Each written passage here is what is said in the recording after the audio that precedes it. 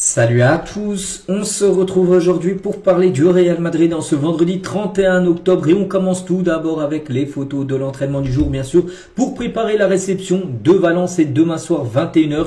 On commence tout d'abord bien sûr avec le coach Xabi Alonso. On peut également Gonzalo Garcia avec le jeune bien sûr Carreras, Arda Güler avec Franco Mastantuono, Jude Bellingham avec Trent Alexander-Arnold, les deux joueurs anglais bien sûr du Real présents là sur cette image. Brahim Diaz et Eder Militao, donc voilà quelques photos bien sûr lors de l'entraînement pour préparer comme j'ai dit cette série de 3 derniers matchs avant la prochaine trêve internationale et ça commence dès demain. Demain on bascule sur un nouveau mois, le mois de novembre avec cette première rencontre dès le 1er novembre bien sûr ce match contre l'équipe de Valence. Concernant les prochains matchs, on en reparlera demain bien sûr du match contre Valence. Pourquoi? Parce que la conférence de presse a lieu tout à l'heure, en début d'après-midi 13h, conférence de presse bien sûr de Xabi Alonso. Donc voilà, on reviendra sur ce qu'il a pu dire bien sûr le coach du Real Madrid. Concernant le match le 4 novembre contre l'équipe de Liverpool, à noter que le Real Madrid ne s'entraînerait pas en file la semaine prochaine avant le match parce que normalement vous savez que le Real Madrid quand il y a un match à l'extérieur, donc la veille il s'entraîne dans le stade où ils joueront bien sûr le lendemain le match de Ligue des Champions. Donc là en gros il va changer un peu de formule. Donc le Real Madrid ne s'entraînera pas en file la semaine prochaine avant le match. Comme ils le font habituellement avant un match de Ligue des Champions. Donc Xabi Alonso a décidé de s'entraîner à Valdebebas avant de se rendre en Angleterre. Voilà, ça sera plutôt l'entraînement à domicile, oui, à Valdebebas au centre d'entraînement du Real, puis après direction l'Angleterre, direction Liverpool, mais il n'y aura pas d'entraînement à Liverpool avant bien sûr la rencontre. En gros ça nous fait penser un peu à la stratégie de Mourinho, il faisait ça à l'époque Mourinho les gars, quand il entraînait bien sûr, que le Real ou même les autres équipes lui aussi n'entraînaient pas, enfin il n'y avait pas d'entraînement la veille dans le stade où se déroulait bien sûr le lendemain la match de Ligue des Champions. Donc en gros il va faire la même stratégie tout simplement Xabi Alonso pour ce déplacement du côté de Liverpool.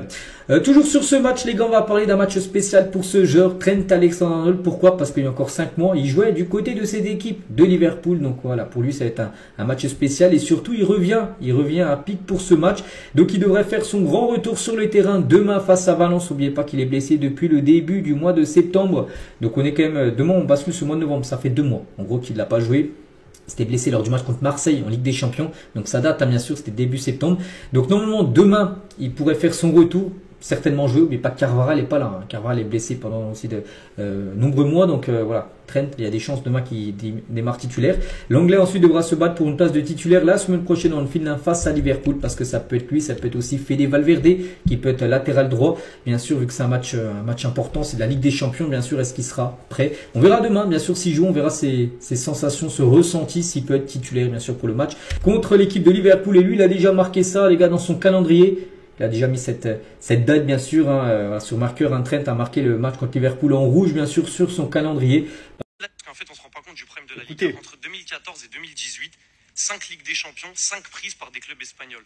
5 Europa League, 4 prises par des clubs espagnols. On laisse rien becter. Ils ont rien laissé becter. 9 trophées sur 10 prenables en Europe. Et ensuite je vais vous parler du record que la Liga a cassé. Genre ils ont cassé un record. D'habitude c'est les joueurs, ils brisent des records. Là c'est le championnat. En 2012, le top 11, donc le 11 qu'ils ont fait à la FIFA, des meilleurs joueurs de l'année, il y a 11 joueurs de Liga. Où t'as vu ça? C'est le meilleur, le 11 de l'Europe. Il y a 5 joueurs du Barça, 5 joueurs, un de l'Atlético, parce qu'il y avait Falcao aussi, à pas oublier. Il y a 11 joueurs de Liga dans le 11 de l'Europe. Donc en fait, le problème de la Liga, en fait, il est trop loin. Rien faire. Les gars, vous êtes plus team Liga ou team Première Ligue? J'avoue que les arguments de Laszlo, vous connaissez, c'est solide. Lui, il a défendu la Liga comme jamais. Après, ses arguments, ils étaient beaucoup axés sur l'Europe. Donc, est-ce que vous préférez regarder la Première Ligue ou regarder la Liga? C'est surtout ça. Est-ce que vous trouvez que la Liga, c'est plus intéressant, c'est plus fort à regarder ou la Première Ligue? Parce que c'est vrai qu'en Europe, comme il l'a dit, la Liga, ça écrase la Première Ligue. Mais les championnats même, c'est lequel que vous préférez? Et en plus, pour un Barcelonais, il s'est beaucoup servi du Real. Parce qu'entre 2014 et 2018, il y a 4 Ligues des Champions au Real Madrid. Donc là, ça l'a bien arrangé, mon gars Laszlo. On est ensemble.